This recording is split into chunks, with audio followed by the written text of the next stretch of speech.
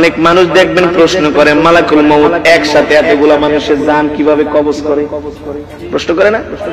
এখানে 10 জন, ওইখানে 10 জন, আমেরিকা 50 জন, বাংলাদেশে 100 জন, এট এ টাইম মানুষ মারা যায়। এতগুলো মানুষ কিভাবে মালাকুল মউত একা একা মানুষের জান কবজ করে? মালাকুল মউত আল্লাহর নবীকে বলতেছেন, নবীজি, একটা মানুষের হায়াতের জিন্দেগি যখন শেষ হয়ে যায়, আল্লাহ তাআলার আরশে আযিমে একটা গাছ আছে, ওই গাছের সাথে এক পাতা আছে, প্রত্যেকটা পাতায় পাতায় এক একটা মানুষের হায়াতের জিন্দেগি লেখা থাকে।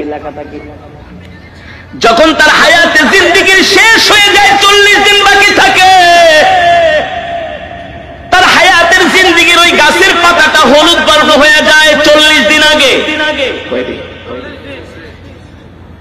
ওই বান্দাকে যে ফেরেশতার মাধ্যমে রিজিক দেওয়া হয়, ওই রিজিকওয়ালা ফেরেশতা 40 দিন আগে আয়েশা বইলা যায়, আল্লাহ তোমাকে 40 বছরের 50 বছরের জিন্দেগি দিয়া দুনিয়াতে পাঠাইছে, তোমার জন্য আল্লাহ যতটুকু রিজিক নির্ধারণ করছে, তোমার রিজিক খাওয়া শেষ, আর মাত্র 40 দিনের রিজিক বাকি আছে। কয়দিন? আবার যখন এইভাবে করে 1 দিন 2 দিন 3 দিন যেতে থাকে, প্রত্যেক দিন ফেরেশতা আয়েশা তার মাথার সামনে বৈশা বলে, শোনো শোনো, তোমার বাকি আছে আর 38 দিন, 37 দিন, 36 দিন। দেখেন আমার সাথে আপনাদের কথাগুলো মিলে কিনা? যখন একটা মানুষ ইন্তেকাল করবে, তার 40 দিন আগেই দেখবেন তার কথাবার্তা সবকিছু একটা পরিবর্তন চলে আসে, খাওয়া দাওয়ায় পরিবর্তন চলে আসে, খেতে পারে না। যেই মানুষ আধা কেজি চাউলের ভাত খায়, 1 কেজি চাউলের ভাত খায়, আধা কেজি গরুর গোশত, 1 কেজি গরুর গোশত খেয়ে ফেলে, ওই মানুষ দেখবেন 1 মুঠো ভাতও খেতে পারে না। তার সামনে খাবার দিলে আর খাবার ভালো লাগে না। যেই মানুষ 1-2 গ্লাস দুধ খেয়ে ফেলতো, সেই মানুষকে চামিচ দিয়ে দুধ খাওয়ানো হয়। যেই মানুষ 1-2 হালি কমলা খেয়ে ফেলতো, তাকে একটা কমলার খোসা মুখে নিয়ে একটু রস খাওয়ানো হয়। কারণ কি রে ভাই? কারণ কি? আল্লাহ নবী বলেন, আল্লাহ তাআলা তার জন্য যতটুকু রিজিক নির্ধারণ করেছিলেন, তার রিজিক শেষ, বাজেটে আর তার রিজিক নাই। আর মালাকুল মউত আয়েশা বলে, শোন, তোর বাকি আছে আর মাত্র 3 দিন। 40 দিনের থেকে কয়দিন? দেখবেন একটা মানুষ মৃত্যুর 3 দিন আগে তার কথাবার্তা আরো চেঞ্জ হয়ে যায়। আত্মীয় স্বজনকে দেখলেই তাকায় থাকে, এক পলকে তাকায় থাকি, দোকানের দিকে যে তাকায় থাকি, বাড়ির দিকে যায় তাকায় থাকে, সম্পদের দিকে যায় তাকায় থাকে। কারণ আস্তে আস্তে পৃথিবী তাকে ছেড়ে দিতেছে। আল্লাহ আল্লাহ, মালাকুল মউত আয়েশা বলে, তুই এখনো কি তওবা করছ নাই? তোর মাত্র আর 3 দিন বাকি আছে। এই 3 দিনের বেশি আর দুনিয়াতে থাকতে পারবি না। তুই তোর গুনার জন্য আল্লাহর কাছে ক্ষমা চা। তখনই দেখবেন ওই মৃত ব্যক্তি যে ইন্তেকাল করবে, 3 দিন আগে তার সন্তানদেরকে ডাকে, কথার মধ্যে একটা পরিবর্তন, আবেগী কথাবার্তা বলে, বাবা রে, আমি যদি চলে যাই, তোর মা কি দেখা রাখিস, তোর ছোট বোনটারে দেখা রাখিস, আমি যদি মারা যাই, আমার ছোট ছেলেটারে তোরা কষ্ট দিস না। বলে কি বলে না? আস্তে আস্তে করে একটা পরিবর্তন চলে আসে, তার একেবারে খাওয়া দাওয়া বন্ধ হয়ে যায়, শরীরের নার্ভ গুলো, শরীরের পার্টস গুলো আর আগের মতো কাজ করে না। কারণ সে মৃত্যুর জন্য তৈয়ার হচ্ছে। যখন তার হায়াতের জিন্দেগির পাতাটা একেবারে হলুদ বর্ণ হয়ে যায়, আর মালাকুল মউত আয়েশা তার সামনে হাজির হয়ে যায়। যদি নেককার হয়, স্ত্রীকে বলে, আমাকে কালেমা শরীফের তালকিন দাও। যে নেককার হবে মুমিন হবে, আল্লাহর নবী বলেন নেককার মুমিন মৃত্যুর আগে সে জানতে পারে। এই কারণে সন্তানদেরকে বলে ওই জায়গায় আমাকে কবর দিবা, ওই জায়গাটার মধ্যে আমার জন্য কবর খুঁজা রাখবা। আর শোনো শোনো, আমার মৃত্যুর পরে বেশি দেরি করবা না, তাড়াতাড়ি আমাকে কবরে ঢুকাই দিবা। আমার মৃত্যুর পরে আমার জন্য কান্না করবা না, কান্না করবা না। যদি আমি সন্ধ্যায় মারা যাই, এশারের আগে আমাকে কবর দিয়া দিবা। এভাবে নসিহত করে, নসিহত ওসিয়ত করে। কারণ কি? কারণ কি? আল্লাহ নবী সরকারে দো আলম বলেন, নেককার ব্যক্তির মৃত্যুর আগে সে সব জানতে পারে, সব দেখতে পায়। এ কারণে একজন জান্নাতি মানুষ সব সময় মৃত্যুর জন্য তৈয়ার থাকে, প্রস্তুত থাকে। ঠিক কিনা বলেন? কেমন তৈয়ার, কেমন প্রস্তুত? তার নখগুলো কাইটা রাখে, তার চুলগুলো কাইটা রাখে, তার লোমগুলো কাইটা রাখে, অজু অবস্থায় থাকে। যে কোনো সময় মালাকুল মউত তাকে পাকড়াও করতে পারে। ঠিক কিনা বলেন? আল্লাহর নবী সরকার দো আলমের ইন্তেকালের আগে আল্লাহর নবী আম্মা জান আয়েশাকে বলে, আয়েশা রে আমার মিসওয়াকটা দাও। আম্মা জান আয়েশা বলে, আমি আল্লাহর নবীর হাতে মিসওয়াক দিলাম। আল্লাহর নবী সুন্দর করে মিসওয়াক করতেছেন। মিসওয়াক করার পরে উত্তম রূপে আল্লাহর নবী ওযু করলেন। আমি জিজ্ঞেস করলাম, ও প্রাণের স্বামী আল্লাহর নবী, আপনি এত সুন্দর করে মিসওয়াক করতেছেন, ওযু করতেছেন, কারণ কি?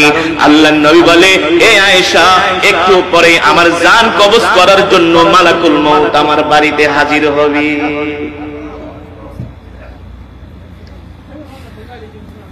মৃত্যু এমন একটা কঠিন বিষয়, আল্লাহ তাআলা বলে এই মৃত্যু থেকে কেউ বাঁচতে পারে নাই, তোরাও বাঁচতে পারবি না রে বান্দা। এবার আল্লাহর নবী জিজ্ঞেস করে, মালাকুল মউত, আপনি এতগুলো মানুষের জান কিভাবে কবজ করেন? মালাকুল মউত বলে, গো আল্লাহর নবী, আপনার সামনে যদি একটা পেয়ালা থাকে, আর ওই পেয়ালার মধ্যে যদি হাজার হাজার পিঁপড়া থাকে, আপনি চাইলে একটা পিঁপড়াও মারতে পারবেন, চাইলে 100 পিঁপড়াও একসাথে মারতে পারবেন। পারবেন না? মালাকুল মউত বলে, সবার চেহারা আমার সামনে উপস্থিত থাকে। যখন তার হায়াতের জিন্দেগীর পাতাটা যখন হলুদ বর্ণ হয়ে যায়, আমি মালাকুল মউত তাকে আস্তে আস্তে করে সতর্ক করি। দিন যায়, দিন যায়, রাত যায়, আমি তাকে সতর্ক করি। যখন তার একেবারে হায়াতের জিন্দেগীর পাতাটা আস্তে করে জমিন থেকে, আস্তে করে গাছ থেকে খসে জমিনের দিকে আসে, তখন আমি মালাকুল মউত তার জান কবজ করার জন্য তার বাড়িতে হাজির হই। হইতে পারে সেটা দুপুর বেলা, হতে পারে সেটা রাত 3টা 5 মিনিট। ঠিক কিনা বলে? অনেক মানুষ দুপুরে মারা যায়, তাই না? দুপুর 2টা বাজে মারা যায়। আমরা মনে মনে বলি, আহ, লোকটা দুপুরের খাওয়ানো খাইতে পারলো না। আরে আল্লাহ চাইলে তো তাকে দুপুরের খাবারটা খাওয়াই মরণ দিতে পারতেন। ঠিক কিনা বলেন? আল্লাহ বলেন, না না না, ইদা জা আজালুহুম লা ইস্তাখিরুনা সাআতাও ওয়া লা ইস্তাকদিমুন। আমি আল্লাহ প্রত্যেকটা মানুষের হায়াতের জিন্দেগীর একটা সময় নির্ধারণ করছি। এ বান্দা, তোমার মৃত্যু 1 মিনিট আগেও হবে না, তোমার মৃত্যু 1 মিনিট পরেও হবে না। আমি আল্লাহ যখন নির্ধারণ করছি তখনই তোমার কেবল মৃত্যু হবে। ঠিক কিনা বলেন? এবার সাহাবীরা মৃত্যুর যন্ত্রণার কথা শুনে তারা কান্না করা শুরু করে দিলেন। আল্লাহর নবী বলে, সাহাবীরা তোমরা কান্না করো না, তোমাদের জন্য সুসংবাদ হলো, যারা মুমিন হবে, যারা জান্নাতি হবে, তাদের জান কবজ করার জন্য আল্লাহ তাআলা জান্নাত থেকে একটা সাদা রুমাল পাঠাবে। জোরে বলেন সুবহানাল্লাহ। আল্লাহ তাআলা জান্নাত থেকে একটা খুশবু দিয়া দিবে। মালাকুল মউত কি, এ মালাকুল মউত, যা এই সাদা রুমাল আর খুশবুটা নিয়ে আমার বান্দার সামনে হাজির হও। তাফসীরের মধ্যে এসেছে, মালাকুল মউত জান্নাতের মধ্যে রাইয়ান নামক একটা সুগন্ধি আছে। নাম কি?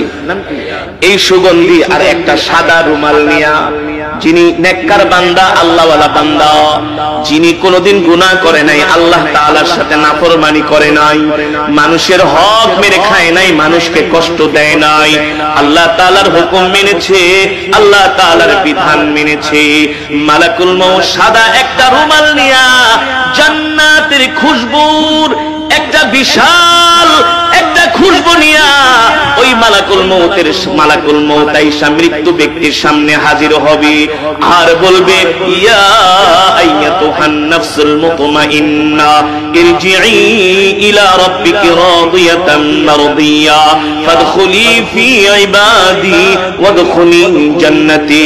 আল্লাহ ডাক দিয়া বলে, এ প্রশান্ত আত্মা, এ নেককার আত্মা, এ জান্নাতি আত্মা, তুই বের হয়ে আয়, বের হয়ে আয়।